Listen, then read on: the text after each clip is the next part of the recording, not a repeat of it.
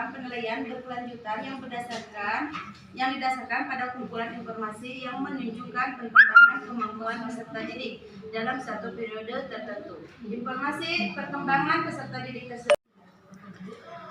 Baiklah, kita lanjutkan sekarang pada sesi diskusi ya. Kita fokus temanya kepada masalah evaluasi non-tes dan dipersilahkan mahasiswa yang bertanya dan dijawab juga oleh mahasiswa juga ya. Kita belajarnya dengan metode kooperatif. Dan silakan yang akan bertanya. Ini aku mau pengen contoh kayak yang ngisi-ngisi ini loh, yang ada bagan-bagan itu.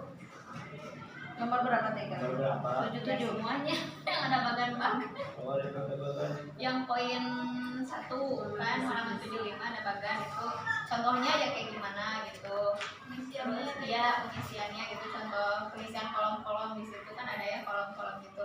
Kalau yang ini mah ya sangat kurang itu mah bisa lah ya, itu mah nggak usah lah ya, bisa memang penilaian gitu ya. Yang poin D juga ya, yang penilaian proyek. Proyek penilaian mana itu yang penilaian proyek itu yang seperti apa itu?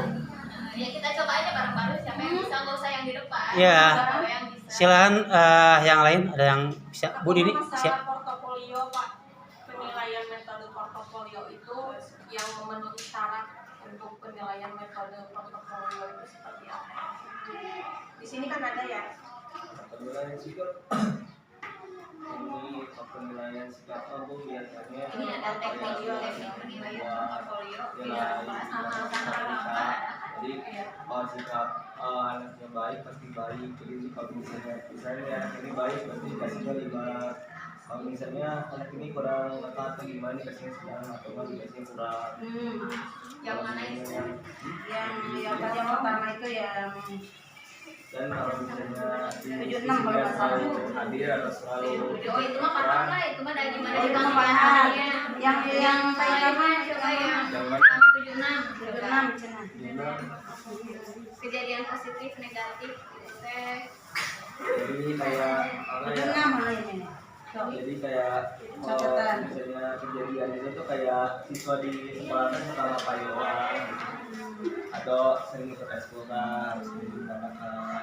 Dan ini teh apa? Menilai sikap peserta didik. Perilaku kan, Ya, perilaku ini teh ya sikap perilaku. Mungkin kalau baik meren hasilnya A. Kayak gitu merenan. enggak. Ini kan di kolomnya teh nomor, hari, tanggal, mahasiswa. Kejadian Positif dan negatif. Ya, positif atau negatifnya berarti itu perilaku di sekolah gitu. Sikap ya. Kayaknya ya kayak gitu bisa. Menolong siapa? Iya. Atau Ada kedisiplinan juga kan, kita di rapat suka ada nih A, B, C, itu kan ada baik, kurang baik, cukup baik, ya seperti itu. Sama, hampir sama. Kalau baik mungkin hasilnya A ya, kalau B. Kalau C itu kurang baik, biasanya di rapat suka ada kayak gitu kan. ya itu Baik membuat itu. yang format penilaian yang ada poin 1, 2, 3, 4, 5 yang ada nilai itu. Kalau yang atasnya itu kan ada kejadian positif atau negatif. Jadi perilaku yang di sekolah aja ya, positifnya apa, negatifnya apa dicatat gitu. Emang gitu emang. Ya kayak di madrasah weh, ini mah aku gitu ya. Jadi perilaku anak itu kan dimasukin ke dalam rapot.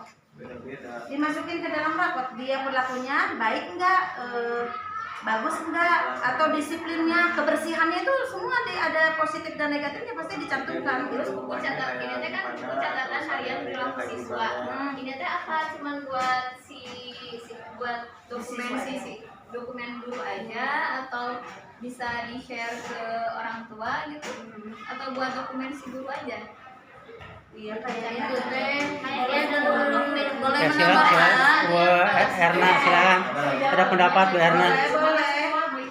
Silakan Bu Erna mau bicara. Kayaknya kalau bagus Boleh saya bicara dulu ya? ada checklist kayak gitu ya, ini kayaknya perilaku atau sikap. Ya, Manfaat catatan harian perilaku siswa itu bisa memantau perkembangan anak. Nanti perkembangan anak itu akan disampaikan kepada orang tua ataupun kepada guru. Guru sebagai catatan bahwa ini sudah mencapai nilai capaian gitu ya. Keduanya untuk mengidentifikasi masalah juga bisa. Identifikasi masalah perilaku di sekolah, di kelas, anak seperti apa, itu jadi catatan harian guru. Kemudian untuk di rumah juga nanti punya standar nih orang tuanya. Di sekolah misalnya baik, tapi di rumah kurang baik, artinya nanti orang tua juga akan menyeimbangkan. Kenapa kamu misalnya di sekolah bisa nurut kepada guru, di rumah enggak? di rumah ayo kita bareng-bareng lagi lah, kita samakan antara di sekolah dan di rumah.